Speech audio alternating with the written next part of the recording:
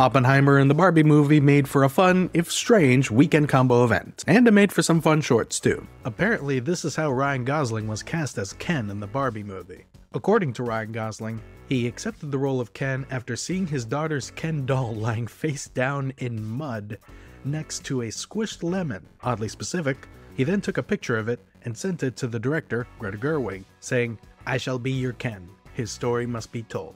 This is good news for actors worldwide because it means you can skip the audition and just work on the Instagram skills, and you'll get the job. So the Barbie movie isn't gonna have the famous Barbie song. This is because Mattel, the company that owns Barbie, they've actually sued the band over the song multiple times, I think twice. So yeah, despite the company greenlighting a parody film, apparently a parody song, not okay.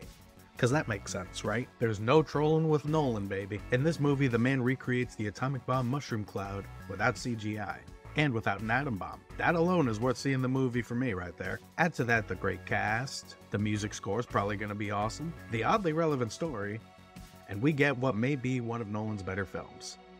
It's hitting theaters in July. Right on time, Mr. Nolan. I'll see you there. First we had Mario vs. Spider-Man, and now we have Barbie movie vs. Oppenheimer.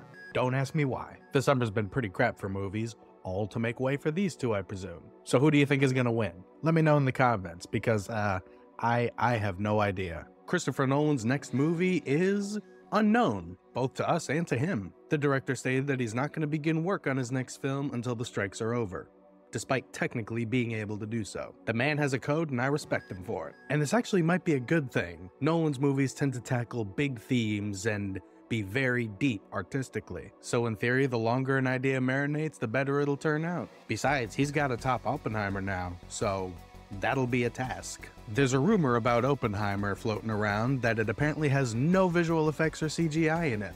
This is blatantly false. While the bomb does use practical effects, as most bombs do, the film itself has plenty of visual effects in it. The examples are pretty simple, like combining two shots that were filmed separately, or giving Florence Pugh a dress. Hey, it's simple, but it works. Barbenheimer might have found its winner. Oppenheimer's opening weekend is about 160 mil, not too shabby, especially since it's a 3-hour movie. But the winner between the two goes to the Barbie movie with a $330 million opening. That's already more money than The Flash made. Barbie has clearly won the battle, but could Oppenheimer still win the war?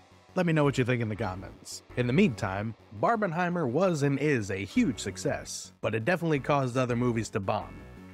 Haunted Mansion has only made about half its budget back, if that. Same with TMNT, which is a shame because it's a pretty good movie. Meg 2 isn't doing well either, despite being a fun, cheesy shark movie that I think everybody should watch. Dead Reckoning Part 1 is doing okay, but not great for a Mission Impossible movie. Insidious: The Red Door is probably the only one of the bunch to make all of its money back, hilariously. Was it all worth it? I mean, the Barbie movie has joined the $1 billion movie club. The press is saying that this would make Greta Gerwig the first female director to do so. Not true. Anna Boden directed Captain Marvel with her partner Ryan Fleck. Oh, I get it. Because she did it with a man, Hollywood doesn't want to count it. Some call that hypocrisy, I call it bullshit. The news always has an angle these days. Barbie movie, by a slim margin, has beaten the Mario movie as the highest grossing movie this year. And honestly, I don't know how to feel about it. I don't like how our two biggest movies this year are glorified commercials. But then again, was it really better when Marvel was the king of the box office every year? I don't know, man. What do y'all think? Barbie movie is gonna make more money than all of DC's movies this year. The Barbie movie has just crossed the $1.3 billion mark. Not too shabby. This year has also seen DC's release of Shazam 2, The Flash, Blue Beetle, and by the end of the year, Aquaman 2. 3 out of the 4 of them are out, and they've collectively made $600 million. Now, Aquaman 2 could pull a Hail Mary and make $700 million when it comes out in December, but I kinda doubt that. So it looks like